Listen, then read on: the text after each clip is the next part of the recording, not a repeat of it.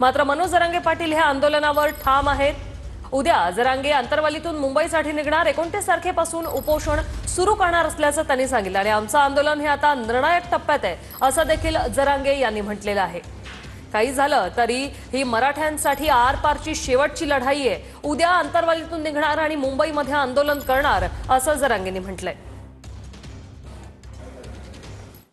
सत्य झाला आता काय आपण तर तोंडर पडायला लागलो, मुख्यमंत्री असून सुद्धा लोकांच्या नजरेतून पडतो ना आता नाही दिल्यावर, म्हणून मग काहीतरी खुळ काढायचं आणि आरडाओरडा करायचा।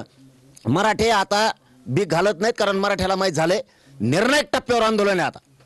आता सरकार काही म्हणलं, आय म्हणून येतं, बाप म्हणून येतं, काही म्हणून, आता मुंबईला जायचं। मराठी निघाले आजच बघा तुम्ही, आपले सगळे कॅमेरामध्ये आंतरवलीत गर्दी झाली। माझ्या मुद्द्यावर ठाम आहे, मी मुंबईला उद्या सकाळी 10 वाजता निघतोय, मुंबईला जाणार शांततेत सगळे मराठी। माझा एकही मराठा कुठं मुंबईकरांना महाराष्ट्राला अडचण आणणार नाही, ना कोणी दगडफेक करणार ना कोणी जाळपोळ करणार एक सुद्धा।